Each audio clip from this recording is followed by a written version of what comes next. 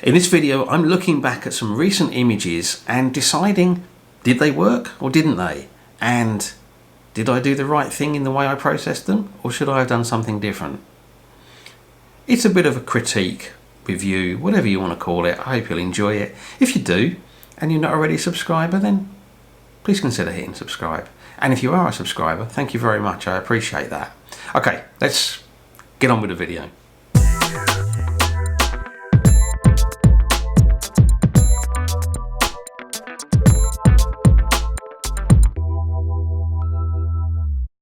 Normally in my production of landscape photography videos, I try to have 3 or 4 videos, so a week and a half to 2 weeks of videos kind of in the pipeline.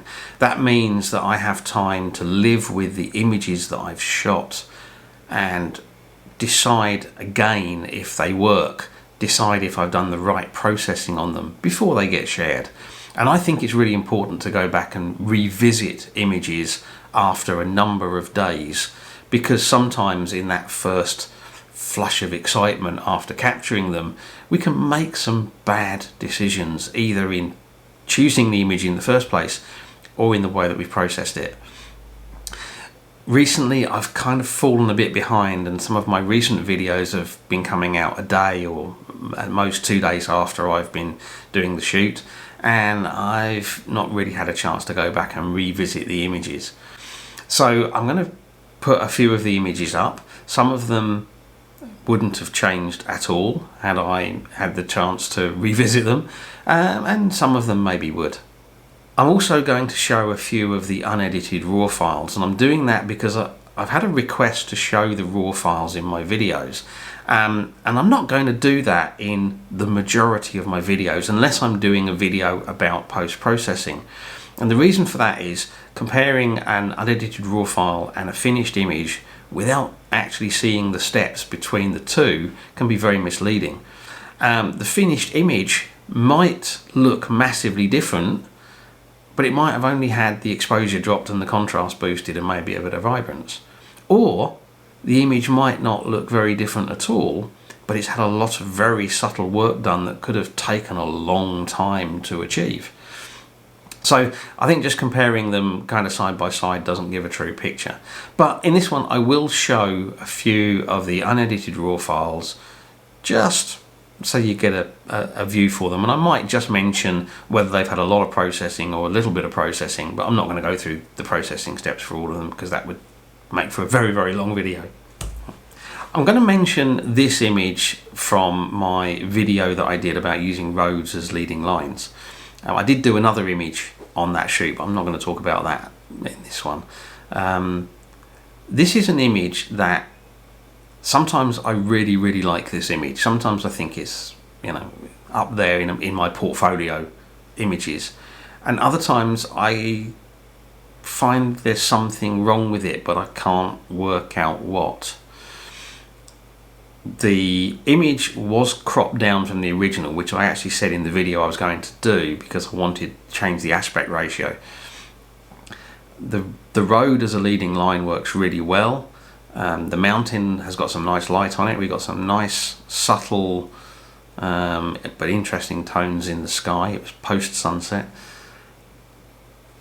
Everything seems to work on it, but I can't quite work out why sometimes I'm not happy with it. I think it might be the foreground on the right hand side, which kind of feels a bit scrubby and messy, and I've tried darkening that, dropping the shadows down on it, and it just looks worse actually.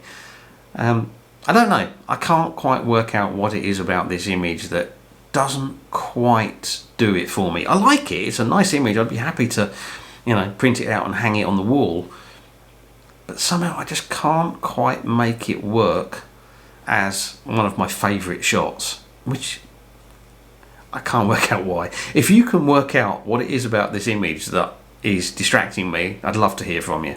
Okay, so my next shoot out was in Rayu. I actually put up 5 images from that. I'm not going to go through all of them because it will take far too long. I'm going to mention the panorama. I have a love-hate relationship with panoramas. I often think panoramas can look really, really impressive, and I do like this pano. I think it's come out really well. Here is the raw file of the pano after it's been stitched. And what you can see there is it's been cropped in quite a lot, because I always shoot much wider panos than I think I'm going to need, because it's really difficult to compose them otherwise. But why do I have this love-hate relationship with them? Well, actually they're a lot of work to do. Shooting them in the field is a bit fiddly, but not too bad. My computer struggles with them because I really need to buy a new computer. I just can't quite bring myself to spend the money on it at the moment, but it does struggle with them. And unless you view them on a big screen or have them printed out large, like I did with the Toledo Sunset Panorama here, you often don't really see a lot of benefit from them. So I like doing them occasionally, but I try to restrain myself, because I know that sometimes I'm kind of disappointed that I spent the time on them. But nevertheless, I like this. It's got some nice light and mood on it, so I wouldn't do anything differently with it other than deciding whether I should have done it in the first place. I'm going to skip a couple of images here, but I am going to look at this one, which was the ruins. Now, I've actually had a lot of positive feedback on this image. People do seem to like it. For me, somehow, I can't work out why I don't like the colour.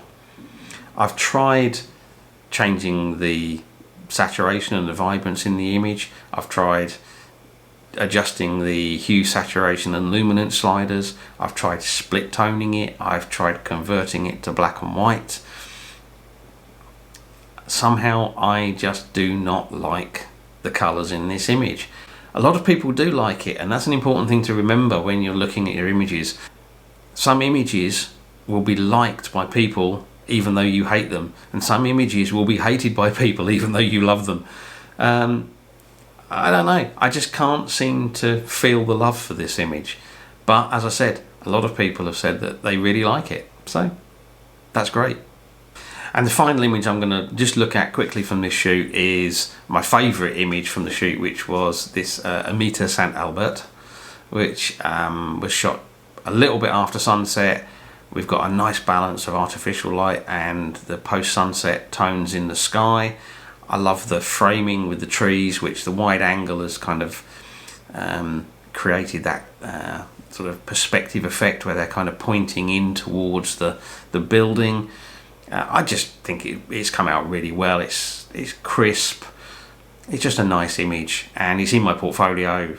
I did have to straighten it up a little bit because the wide angle view obviously distorted the verticals, but other than that it was mostly just a case of a bit of exposure and contrast adjustment to make it pop. Here's the raw file, you can have a look at it. That's completely unprocessed, but the final image I'm really happy with. My rainbow image, I love this image. I love it not just because I think it's a lovely image, but it's just such a rarity. This had to go in my portfolio. If I hadn't managed to get a decent shot of this, I would have been absolutely gutted. Because to get a rainbow as nice as this in a location where we've got the sea and some nice light on the land, it was pretty much bang on sunset. And we were getting some sunset tones in the sky because behind me I had reasonably clear sky for the sun to come through.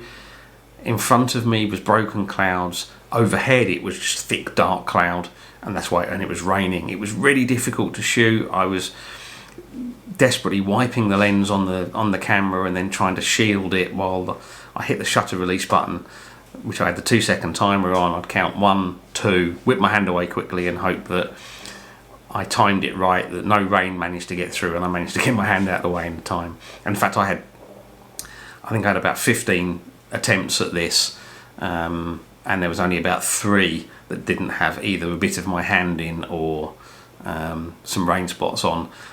Fortunately I did have this one, and yeah, it's come out really well. Compositionally, I didn't have a lot of chance to talk about what I was trying to do when I was out in the field, because I was fighting the elements. Basically I was standing in water, I was battling the rain. But compositionally really simple. It's 2/3 sky with the rainbow mostly filling it, but with some breathing space on either side and above. I wanted to get like a complementary arc of these big rocks, and that's worked out well. getting in close to the big rocks means that they dominate the foreground, which kind of makes it look tidier. If I'd been further away, they would have kind of blended in a bit with a lot more smaller rocks there, which would have made it a much messier foreground composition. But I couldn't get too low because I wanted to make sure that I had separation between the rocks and that bit of landscape in the background. And that's worked out really well, particularly with the wave patterns we've got there. And I was really lucky on this shot. I caught that one kind of wave breaking right smack in the middle of the of the scene there, and I think that works really, really well actually. That just adds that something extra. I'll quickly flash up the raw file for this one, and I'll just say on this one, most of the processing was a little bit of white balance adjustment, some contrast and exposure, which was selective. So I did use the gradient filters to change the exposure and contrast separately on the sky and the foreground. In Photoshop, I had to straighten the buildings in the background because the wide angle lens and the angle of the camera meant they were leaning drastically. So I did that in Photoshop, just selectively adjusted the angle of them. And in the raw file, you can probably see up on the right hand side there was the beginnings of a double rainbow forming. It never fully formed, there's only bits of it, and I found that little tiny bit there distracting. So yeah, I confess I cloned it out. But I think it was worth it to get that final image, which I think is fantastic. I love it, wouldn't do anything different on it. I was in Villajoyosa a couple of videos ago and I shot 3 images. One was this tree.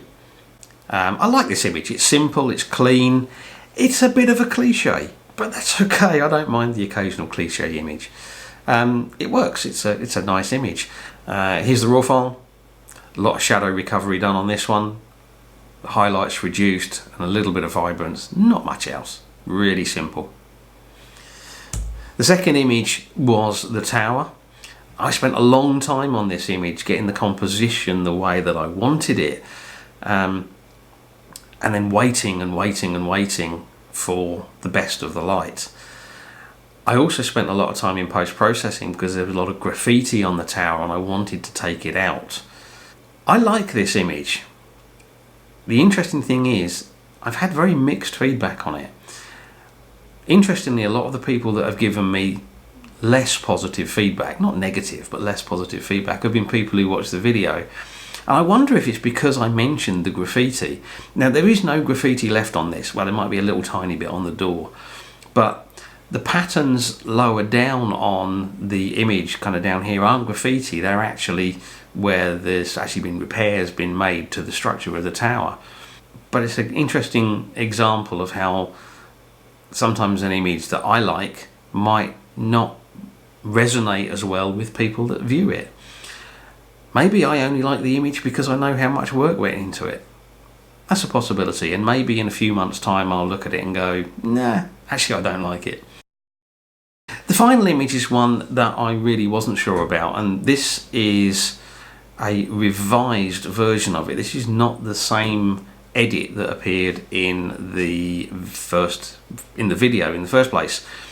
This was, and you can see on this one the buildings are actually much more visible because I've lifted the shadows, and because of that I tried to minimize some of what I could see there, so I actually went for a 2:1 crop.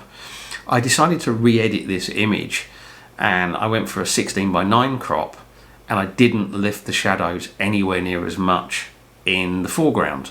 What I actually did was lifted the shadows a bit more selectively in the midground, and I actually prefer it now. I still don't think the composition is fantastic, but that sky is gorgeous. Okay, that's it. This video should be coming out on Wednesday. I'm filming it on Friday morning, so I'm not too far behind. I'm actually hoping to get out this afternoon and do a photo shoot, which will be for next Saturday's video. Fingers crossed.